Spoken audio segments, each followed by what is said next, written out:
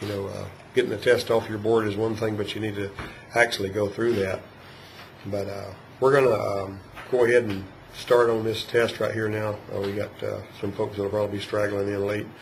If the driver gets into a situation where the brakes are applied hard enough to cause the wheel to lock up, the ECU will send signals to what?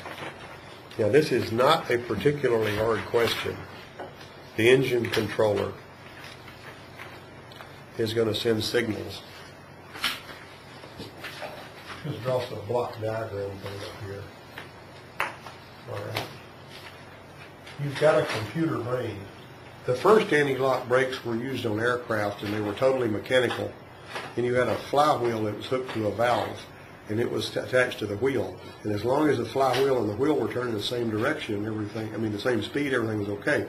But as soon as the wheel started to slow down, and the flywheel started picking up speed, going faster, it would mechanically change the valving inside a little valve that took that flywheel, and it would route some of the fluid away from the brake so that the wheel wouldn't lock up.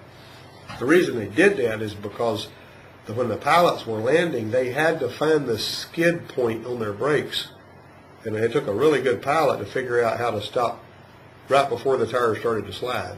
Because on an airplane that's going 200 miles an hour when you touch down, and this was like in the 1920s, and if you touch down and you slide those wheels, it blows out the tires, and you sort of tear things up, and it costs money, and you can lose control of the plane while it's going down the runway. 200 miles an hour is nothing to sneeze at, even if you are in an airplane on the runway. You know what I'm saying? All right, so that's where that came from. And then we went to this anti-lock thing.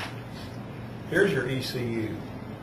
And your ECU on a four-wheel ABS system, we're just going to use that, is watching the four wheels. And the four wheels are actually, and here is, your little brake pedal up here.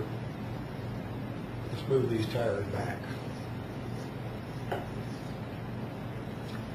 Instead of being patient and drawing a square like that, I want to curve the square. Okay, the brakes are actually going to, this is HCU. I'm drawing it like that. The brake fluid that's coming out of here, basically, just to totally simplify things, is going through there, and then it's being fed out to the brakes. See that? This is extremely simple. This is not a diagram where you could design a system like this, But that's basically what we're doing there. Now the ECU is watching the speed from those wheels. And it's paying attention to it. And if it sees one of those wheels starts to slide, it's going to talk to the HCU and tell the HCU to do something about that. That's not complicated, is it? The ECU is watching the wheels. It knows to begin with that you've applied the brake. So it has to have an input from the brake pedal. It also has to have power and rail.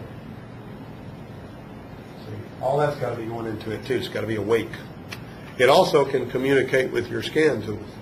All right, so the ECU talks to the engine, the electronic control unit talks to the hydraulic control unit. Is that the answer to your first question? If the driver gets into a situation where the brakes are applied hard enough to cause a wheel to lock up, the ECU will send signals to the HCU, hydraulic control unit. Now the hydraulic control unit on these four-wheel anti-lock brake systems has got a great big old hydraulic pump that can actually provide fluid pressure. But on the Ranger, which is just rear anti-lock brakes, there's not a motor to provide pressure. All you've got is just going in between the master cylinder and the back wheels. You've got a little hydraulic, little isolation and dump valves. So if the wheel starts to slide, the dump valve dumps the pressure so they stop sliding. And then first it isolates the brake, so the brake fluid can't get back there. And then the dump valve releases the pressure so they'll stop sliding. And this is a cyclic thing. As a matter of fact, I could take an oscilloscope, and if I took a two-trace oscilloscope, and I probably ought to do that, and I connected it to your isolation and dump solenoids, and I let you watch what they do whenever you've got a wheel lock-up situation, you would see a little square wave of this thing working those suckers. And it's happening really fast. And you also got on the newer vehicles, like on my 2007 F-150, this controller area network bus, which is really fast, and all of the vehicle dynamic systems. Everybody knows what vehicle dynamics is, right? If you're talking about vehicle dynamics from like a Ford perspective or whatever, that has to do with everything that is going to give you ride control, anti-lock brakes, in other words, ride stability control, anti-lock brakes, anything related to suspension or brakes or chassis functions and all that is called vehicle dynamics. And so it actually has to do that really, really fast, so it's got that CAN bus on there. So if the driver gets in a situation where the brakes are applied hard enough to cause wheel lock up, the ECU sends signals to the HCU, hydraulic control unit. List 3 of the 6 features of the NGS tester. Now this is, if I can pull this out without making sense, this is a sort of a slightly older test, but nowadays you're going to use different stuff, and other scan tools do this. This is the NGS tester. This is a $2,000 tester, and it's this module down here is actually, you can change it out, and you can put a VCM module in it to read CAN bus stuff and all that. But this is the one that I bought when I first came here and started to teach. A couple of $1,000. I've had it fixed a couple of times, but it's what Ford put out there to communicate with all of its stuff for a long time. We could program keys with it and everything. Pretty handy tool. I wanted to have that to hold up in front of the camera and all that. But, I'll put that up in a minute. Okay, and you're going to have to listen to what I'm saying here now. Like I say, read that handout that's on that computer right behind. When you get a chance, you need to read through that handout. And I used to print those things, but it used a heck of a lot of paper, and I would invariably have some yo-yo come and say, "Can you print me another one of those 56-page handouts?" Because I lost mine, and it just happened so much that I quit printing them because it was a total waste. Those people that, since they weren't paying for the handout, they didn't really think much of it. Integral DVOM function. What's DVOM? If I say DVOM, you ought to know now what I'm talking about. Anybody know? DVOM. Have I not used that term enough? Digital volt-o-meter. Digital volt-o-meter. You can use that tool I just showed you for a digital volt-o-meter. That's one of the things it does. This is short answer questions, guys. You better be writing when I'm talking. You too, Ballard. Don't sit there and get bored and yawn while I'm talking. All right, you got it? And it records and displays on-demand and continuous ABS diagnostic trouble codes. All right? Make sure if you forgot to, if you didn't start writing to start with, that you look over here and see what he's writing so you can copy it. You got a pen? Okay, go ahead. You need to be writing too. All right. It records and displays PID values. What's PID? Somebody tell me what PID is. Anybody know what PID is? I ever use those terms a whole lot? Some of you have never heard me say that. Parameter identification. What do you mean by that? How many of you looked at the scan tool data screen? Have you done that? You see a whole bunch of things listed on that scan tool data screen that the computer's reading. Each one of those is a PID. Each one of those is a parameter ID. Now the difference between the new generation star tester and the Nemesis tool you've been using is you're going to select only the ones you want to look at on the new generation star tester. Because it's really important. Hickok built that star tester, and they're pretty sharp cookies. The reason you're not going, why would you want to look at not so many PIDs on the scan tool? Anybody know? If you're looking at all of the PIDs at once, it's not going to update as fast, and your data stream is going to be slower. If you're looking at one or two, it's going to be instantaneous. So if you're looking at something that's critical, if you're going to see a dropout or something like that, you need to go, on your Nemesis, you need to go to custom data stream and just select the ones that you're interested in. Don't pull up a whole bunch of them. You can select 4 or 5 that are pertinent to what you're looking for, and you can actually get some good numbers that way that are updating really fast. And that's what that's about. OBD2 compatibility. That means that if you want to go into your OBD2 room, which is the federal OBD regulation requires that every car have a scan tool, a standard scan tool data port that will talk to anybody. Anybody and everybody ought to be able to pull those OBD codes. And those are like your PO, you know, like your PO3X, PO2X, PO1X, and all that kind of stuff, PO7X, those codes. The manufacturer codes will be like a P1 instead of a PO. See, they may have the same last three numbers, but they'll have a PO instead of a P1. If you're in OBD mode and it gives you the P1 something code, it'll say it's a manufacturer specific code, and you got to go look it up that way. But anyway, that's OBD2 compatibility. It has active commands. Now, what's active command?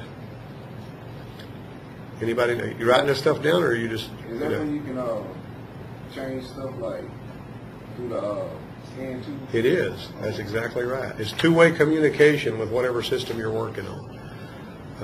You know, the other scan tool that we've got that will do that is that Genesis scan tool, and you can actually go in, like on this Neon out here, you can plug that Genesis scan tool into the Neon and pull up the idle air control and tell it where you want it to idle. You remember doing that, like when you were in engine performance. That's what that is.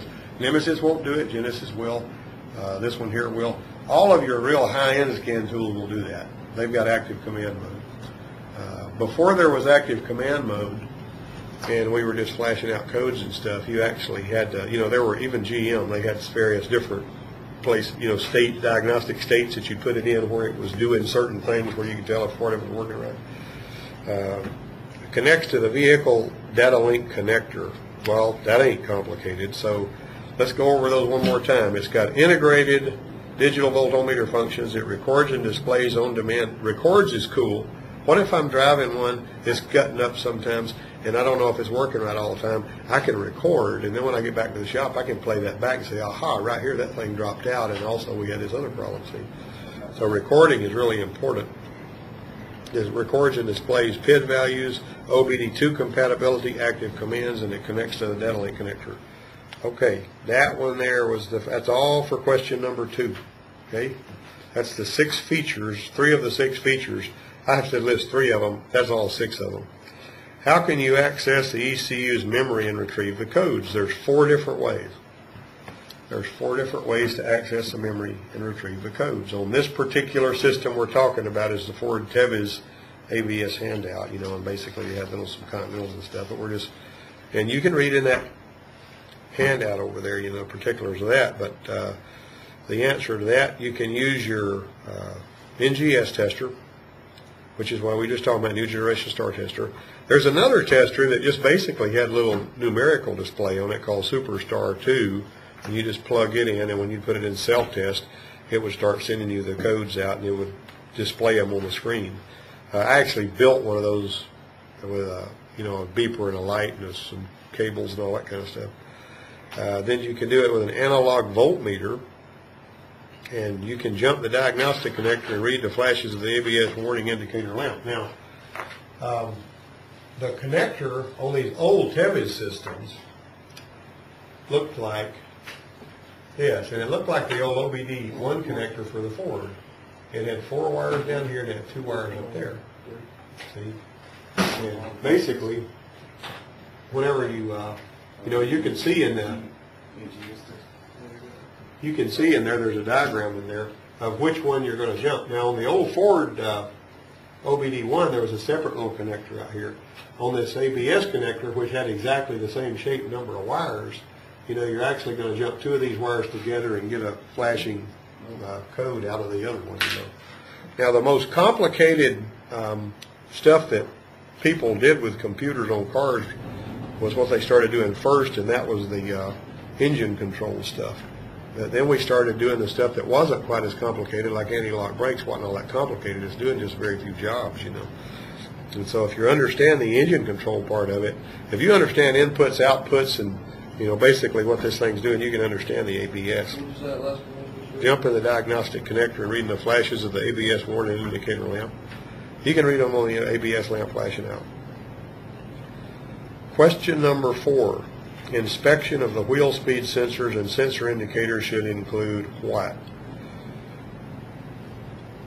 What are you going to do when you first walk under there to look at a wheel speed sensor on any vehicle? The first place you're going to start is you're going to look at the place where the wheel speed sensor, like For instance, if you see the place where it mounts, you know, and I'm just throwing a little generic thing here, it's going to have a little, you know, bolt, and it'll have a wire coming off of it going up here. And it's actually mounted in there, going in there with that magnet reading off a wheel. The first thing I'm going to do is I'm going to look at that and I'm going to say, is that bolt loose? Is that wire cut?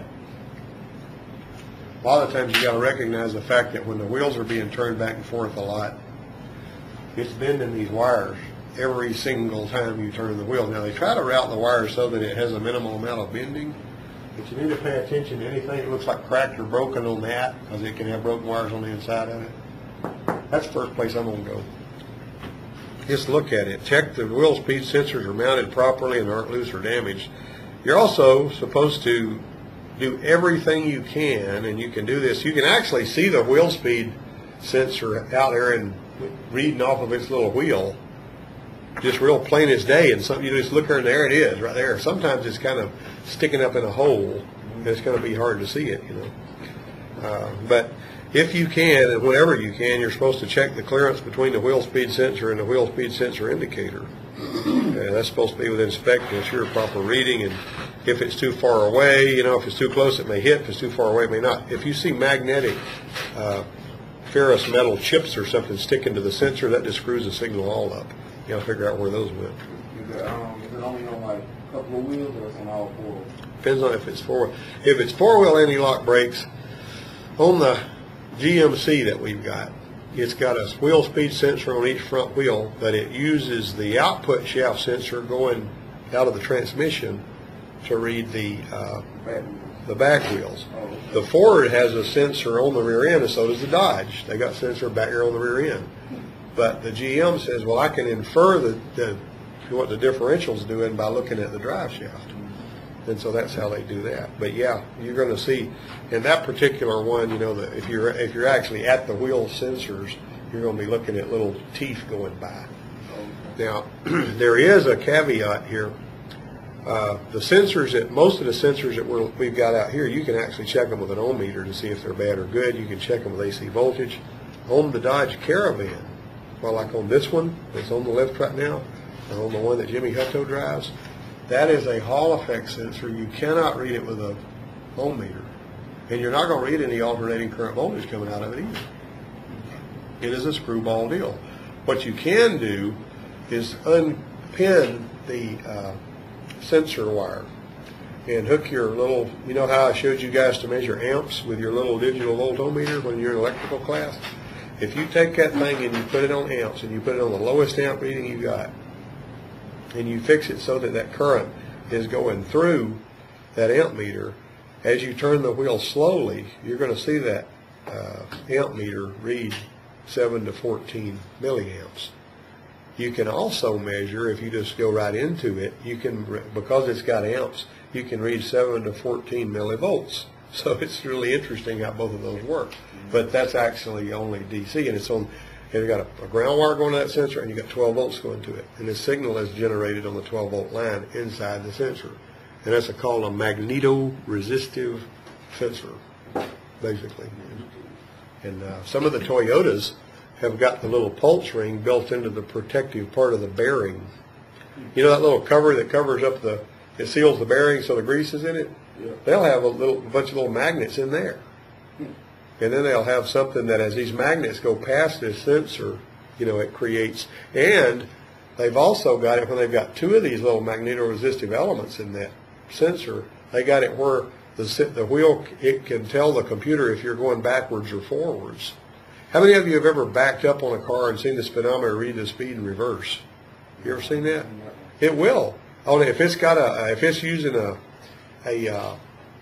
speed sensor like in the rear end or something to read that if it's electronic speed, it don't know if you're going backwards or forwards. So when you you put it in reverse, if you happen to be watching, who's looking at the speedometer when they're going in reverse? You know, you're going to crash into something. But you can see the speed go up. Like if you got it on the lift and you're running it backwards, you'll see the speedometer read that. If it's an electronic, you know, speed sensor thing. Because it's going to be putting out either way. Anyway, I got off on a little tangent there, but it's all pertinent information. You're going to check the rear bearings for looseness, which will cause the air gap to vary. If you've got a noisy front end I'm sorry, noisy bearing in one of your, on those GM cars, on a lot of the GM cars, the bearings and the sensors are all one chunk, all one piece. So you can't replace just the wheel speed sensor without replacing that $120 bearing. If the bearing is noisy, well, the upside of that is the wheel speed sensor almost never goes bad. But when that bearing goes bad, you're usually going to you may not even hear the bearing all that much, but you'll start noticing you're getting an ABS light. Pull the code, right front wheel speed sensor not working. Be careful when you're using aftermarket scan tools, though, and I'll tell you why. You pull those codes, you're going to see that the signals are transposed. Smacked us around something terrible when we worked on it here. And it said right rear wheel speed sensor signal missing. You pull up the data stream, you're driving it, right rear wheel speed's just as flat as a flounder. Left rear showing good.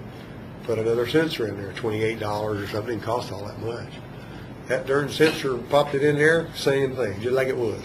Check the wires from the module all the way back to the sensor, just like it was, just like it was. You change the doggone thing. So what we did was we checked all of the connections everywhere. We just went completely crazy. And finally we put a known good module on it, and it still didn't change anything. And I got a factory scan tool from somebody, plugged it in, found out the aftermarket scan tool was lying to me. It wasn't the right rear, it was the dadgum left rear. And we'd already replaced all this crap because we were trying to trust our scan tool. So I contacted the people that built the scan tool. I said, what's up with this, man? Your scan tool done jerked me around. And they said, well, you should have called us. What? Every time I troubleshoot a car, I got to call you? This is what I bought the scan tool for, right? Yeah. So all I'm saying is, words to the wise, if you're looking into this situation, and this was one of those Chryslers that has them oddball sensors that are hard to measure. See what I'm saying?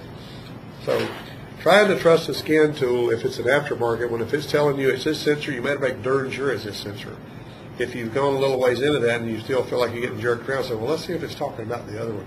I've seen the Ford tool do that. Tell me it was that one when it was that one. Have them crisscrossed and all that. They put you're over here working on the wheel you think is bad, and it's that one on the other side of the car. They just, when they type the algorithms, the inputs, they get them crossed up, and it's just a comma instead of a period or something in their little computer program. It's an easy mistake for them to make, and it winds up smacking the guy around who's doing the work, trying to depend on their dadgum tool. Well, you're going to look at your wheel speed sensor indicator for damage or missing teeth. If you got teeth knocked off of that thing, you got issues. One time, this guy that was working over at the Ford place, he was a kind of a machinist, and he did a lot of work and all. Mr. Marshall had him build him 2 cars. The first car he had him build him was a Cobra. He got one of these kits like you build, I'm talking about a professional kit like you're going to build a Le Mans race car with. And he put a 380 horsepower 351 in that thing, and a 5-speed transmission. This is real fancy. That Cobra was pretty simple to build. And driving it was like driving a go-kart, whenever you take off. If you shift it like you did on a normal car, and I was driving it up 231, me and Donnie were. Donnie'd been driving it, fooling with it, and I said, let me drive that thing. But they've been sitting in the showroom for a while. Donnie was limbering it up. I got that thing, and I just take off like I would on any other transmission. And I head off up there,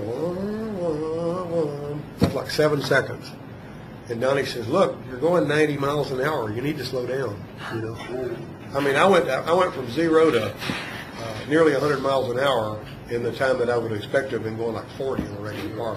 I was into it pretty heavy, but the thing's like a dadgum high-powered go-kart. Wherever you point it goes. Steering was real tight. It was made for racing Le Mans. But anyway, and I didn't have any idea that I was, going 50 miles over the speed limit, because it just didn't feel like it. The car was so strong. But he built another car, a GT40, and it came with the hubs in the back of that thing, with that particular kit car, had Corvette hubs on it, right? In other words, the bearings in the back, and it had the toothed wheels for the ABS on the Corvette. And it had a 6-speed manual transmission and all that, and he put a different engine in that one, and it was a big job. That was air conditioning and everything. The thing about it is, and this is a bona fide guarantee, if you got into that car open, you know, the door forms part of the roof. You know, you ever seen those? Yeah. And the thing's like 40 inches tall. It's real low to the ground. If you got in that thing, particularly me or Nick, you know, fat as we are, we would not be able to get out of it. You will not get out of that car unless somebody helps you out of it. I'm serious. Yeah. I got down in that car and I had to have help getting out of it. This was one dozen, right? absolutely, yeah, over at the Ford place. Yeah, I've seen it. Yeah, but I was there when Grady built it and I helped him put it all together. But this is the thing.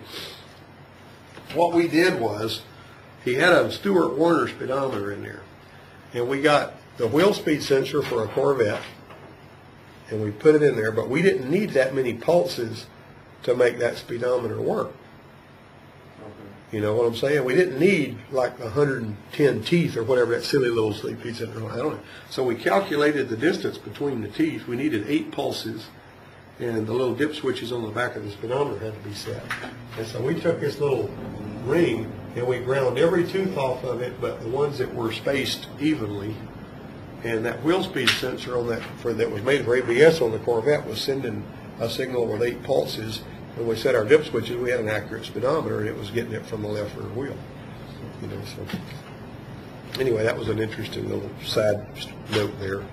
But anyway, but that car was totally impractical to drive because it was not fun to get in and out of. It felt good when you were sitting in it and you looked good, you know, but I mean, I would have probably trouble getting in Nick's Corvette. I'd have to roll into that darn thing. It's so low to the ground, you know. And anyway, here we go. Got to ensure that the speed sensor is properly mounted, which is exactly the same thing we said earlier. So if you wrote all those down, you're going to do okay. Number 5. What we're doing is we're labeling the various parts of this hydraulic control unit, okay? Do you see, on this hydraulic control unit, do you see item number 1 on the hydraulic control unit? Item number 1. See it? Item number 1 is what? What do you think that is? That's going to be hard to tell just looking at that, isn't it? Unless you've actually got that on the thing. That is the brake master cylinder inlet port. That's the brake master cylinder inlet port. Number 2, what do you think that is? Anybody got any idea what number 2 is? Number 2 is the pump motor, y'all. That ain't hard. Look at it. What does it look like to you? Number 3, the solenoid. Number 4 is the valve body, which has got all the valves in it. Number 5, control valve. And number 6 collectively points to the outlet ports. You got that? All right. Everybody clear on that? You got that? All right. Question number 7.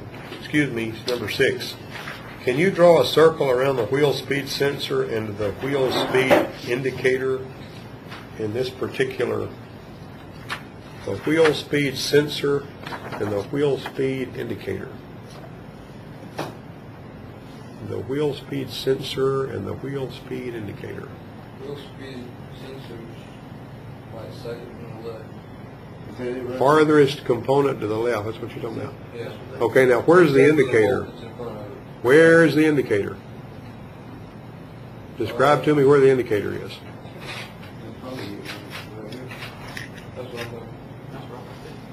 Right here.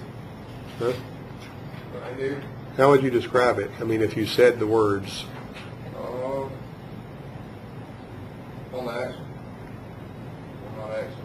Well, that's not a bad answer. You got it. You're talking about it on the axle right behind the hub? Yeah. Yeah, that's where it is. You see my paper? Watch. Right there's the wheel speed indicator, and right there's the wheel speed sensor. Got that? That's not too bad. All right. You got it. Yeah. Now then, we're going to get into something else. What is the purpose of the Gswitch?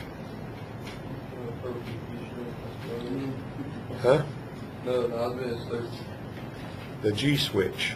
I didn't say G-string, I said G-switch. Yeah, that's what I was thinking. I know. Anytime somebody says that, that's what very small teenage boys always think. Okay. Okay. The Gswitch detects vehicle movement. Vehicle movement.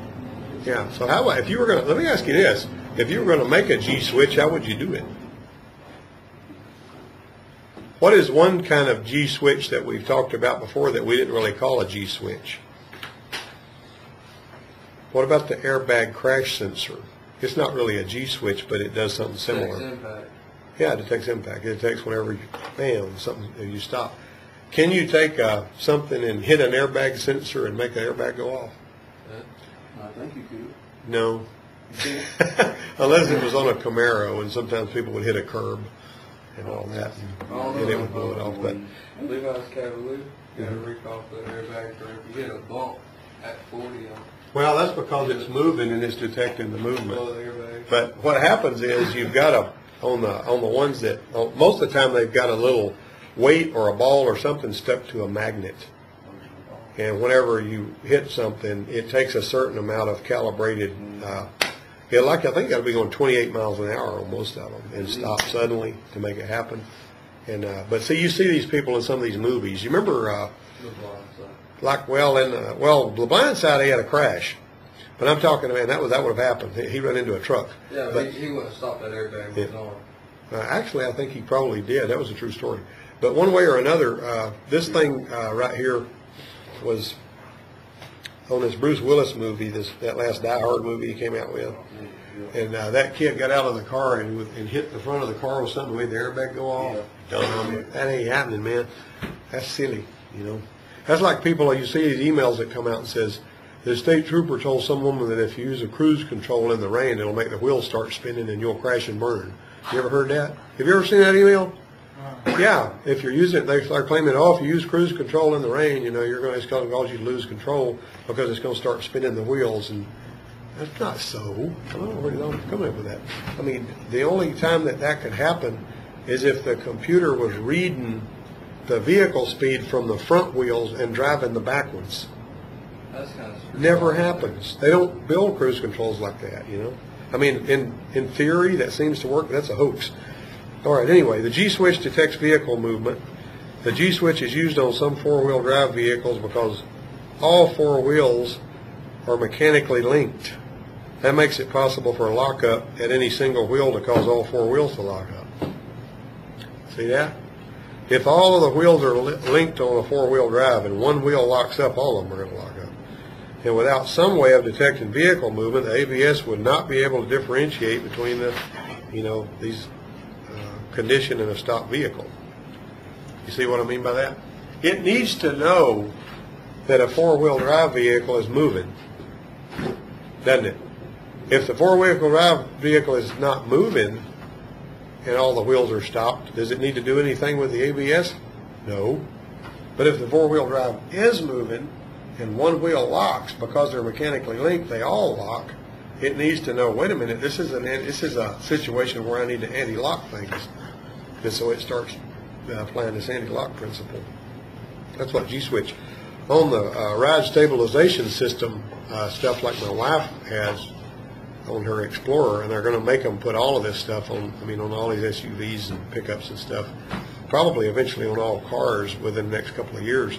And it's basically tied into the ABS system, and it knows when the car's sliding, it knows when it's cornering, it knows when it's stopping, it knows when any movement that car makes, it knows, and it automatically applies the wheel to stabilize it so that it doesn't lose control. Well, that'll spoil you after a while, you know what I mean? And when I was young and stupid and driving Volkswagen Bugs, I could do a handbrake turn and never get out of my lane, We did that all weekend. And you can, but if you try doing that, on an SUV, you're going to flip that sucker over, in all likelihood. Yeah.